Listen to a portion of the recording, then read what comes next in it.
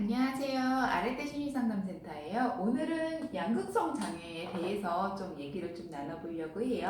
우선은 양극성 장애라고 하면은 우울하고 조증하고 같이 온다고 생각하시면 될 것 같아요. 그러니까 우울한 기분이나 내가 너무 기분이 들떠서 활동 에너지가 너무 많거나 그게 이제 두 가지 같이 온다고 생각하시면 될 것 같아요.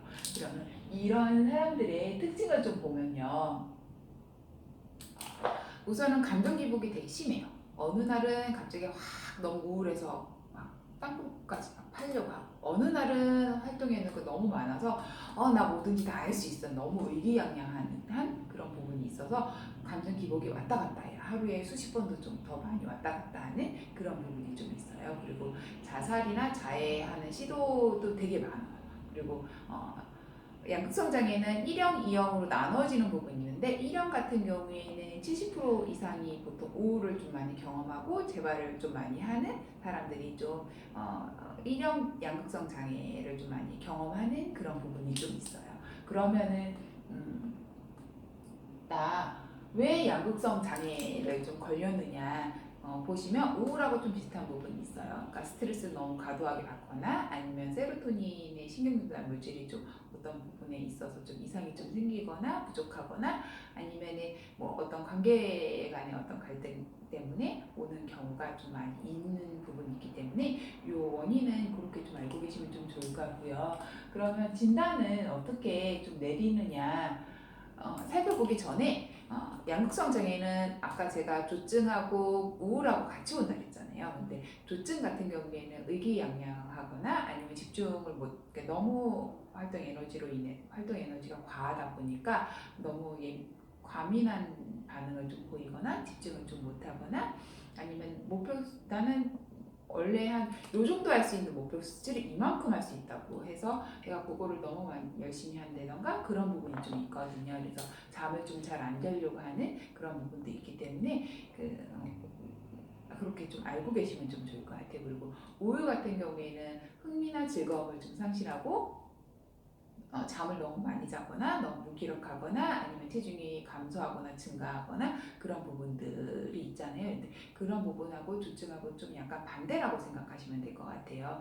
그리고 이제 조증하고 우울의 중간적인 부분이 경조증이라고 하는데 조증은 그런 행동들이 있는데 조증만큼 되게 좀 심하거나 그러지 않고 그렇기 때문에 경조증이라고 생각하시면 될 것 같아요. 그래서 이렇게 해서 조증, 그 다음에 경조증, 우울 그렇게 세 가지로 좀 나눠서 볼 수 있는데 진단은 1형 같은 경우에는 조증 증상이 하나 이상이 좀 나타나야 되는 부분이 있어요. 그리고 제2형 같은 경우에는 이제 경조증하고 우울하고 좀 같이 온다고 생각하시면 될 것 같아요. 그래서 1회 한 번 정도 경조증하고 우울하고 좀 같이 오는 그런 부분이 있고요. 그 다음에 순환성이라고 해서 순환성은 이제 2년 이상 이제 경조증하고 우울하고 좀 같이 오는 그거라고 좀 생각하시면 될 것 같아요. 그리고 물질로 인해서 그러니까 양극성 장애가 좀 올 수 있는데 우울처럼 이제 같이 올 수 있는데 물질로 인해서도 양극성 장애가 좀 충분히 올 수 있다라는 거 좀 알고 계시면 좀 좋을 것 같아요. 그러면 이런 것들 좀 감별해야 되는 부분이 있는데 어떻게 좀 감별을 하느냐 보면은 1형이든 2형 같은 경우에는 조현증의 이제 정도가 음성 증상하고 좀 비슷하게 좀 오는 부분이 있거든요. 비슷한 부분이 있기 때문에 그런 부분을 좀 감별해야 된다는 거. 그리고 2형 같은 경우에는 이제 우울 장애, 주요 우울 장애하고 좀 약간 비슷한 부분이 있기 때문에 그거하고 좀 감별해야 된다는 거. 그리고 순환성 같은 경우에 경계성 성격 장애하고 좀 비슷한 부분이 있거든요. 그렇기 때문에 그런 부분 좀 감별해야 된다는 거 그런 게 있고요. 동반으로 좀 같이 올 수 있는 질환들이 있는데 어떤 것들이 있냐 하면은 1형 같은 경우에는 계절성 우울, 그러니까 여름에는 우울하지 않다가 겨울에 갑자기 우울한다든가 비 오는 날은 괜찮은데 비 안 오는 날 내가 좀 우울한다든가 그런 식으로 계절적인 어떤 그런 부분도 있고 주산기 여성 같은 경우에는 이제 임신하는 기간 아니면 분만한 분만하고 출산 한 4주 이내 어떤 우울 증상이 좀 오는 부분이 있는데 이거하고 좀 양극성 장애하고 좀 같이 올 수 있다라는 거 알고 계시면 좀 좋을 것 같아요. 그리고 순환성 장애는 불안 장애가 좀 같이 올 수 있는데 또 급성순환 장애도 있어요. 급성순환 장애 같은 경우에는 1년 정도 조증, 뭐 경도증, 우울 그런 게 좀 같이 올 수 있는 부분이 있기 때문에 그렇게 알고 계시면 좀 좋을 것 같아요. 그리고 혼재성 같은 경우에는 이제 조증, 경도증, 우울을 또 같이 올 수 있는 부분이 있고 아까 제가 조현증이나 뭐 긴장증도 같이 올 수 있다 그랬잖아요. 그렇기 때문에 그런 것들 좀 같이 올 수 있으니까 그렇게 좀 알고 계시면 좀 좋을 것 같아요. 그러면 이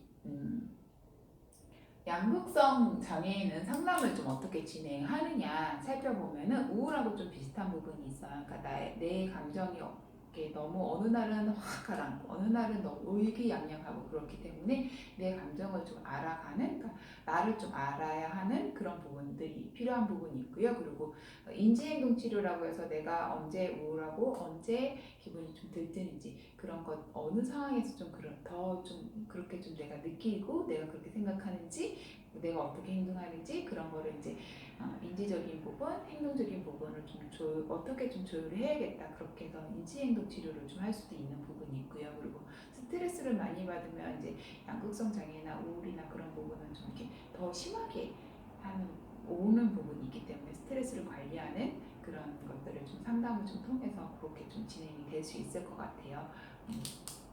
그리고 약 같은 것도 약도 좀 복용할 수 있는데 양극성 장애 같은 경우에 리튬을 좀 많이 복용하는 부분이 있어요. 근데 리튬 같은 경우에는 이제 뭐 조증이 우울하고 이제 같이 좀 오기 때문에 그렇게 리튬을 하기도 하고요. 우울 제가 얘기했을 때처럼 항우울이나 항불안이나 그다음에 수면제도 좀 같이 처방이 될 수 있으니까 그렇게 좀 알고 계시면 좀 좋을 것 같아요. 그리고 그러면 우리 아이 내가 좀 어떻게 케어를 해야 되는지 여쭤보실 수 있는데요. 아이 같은 경우에는 우선 아이를 이해해야 하는 부분이 있어요. 그러니까 우리 아이가 어느 순간에 기분이 확 가라앉고 어느 시간에 너무 의기양양한지 그런 부분을 좀 아이를 좀 이해해야 하는 부분이 필요한 부분이 있고요. 그리고 우리 아이 스트레스를 받았을 때 어떻게 좀 관리를 하면 좀 좋을지 그런 걸 좀 모색해야 되는 부분, 그리고 규칙적인 생활, 아이가 기분이 너무 가라앉거나 너무 기분이 들뜨지 않게끔 어떤 그 식사나 잠이나 아니면 어떤 생활들 그런 부분을 좀 규칙적으로 생활할 수 있게끔 그렇게 환경을 좀 제공해 주셔야 할 필요성이 있어요. 그리고 양극성 같은 경우에는 우울보다 자해나 자살 시도가 좀 더 많기 때문에 그런 것들을 하는지 안 하는지 그런 거를 좀 더 세밀하게 좀 관찰을 하고 만약에 있다고 한다면 위험한 도구들은 우선 다 없애버려야 하는 그런 부분이 있고 그런 자해나 아니면 자살 시도를 했다면 필수적으로 더 저희 같은 아르트 심리상담센터에 와야 되는 부분이 있어요. 왜냐하면 집에서 어떻게 관리가 안 되는 부분이 있거든요. 그렇기 때문에 저희 같은 전문 기관으로 오셔야 되는 부분이 있기 때문에 그렇게 좀 그렇게 어머님들이 어떻게 우리 아이를 좀 관리할 수 있을지 그런 거를 좀 생각해 보시면 좀 좋을 것 같아요.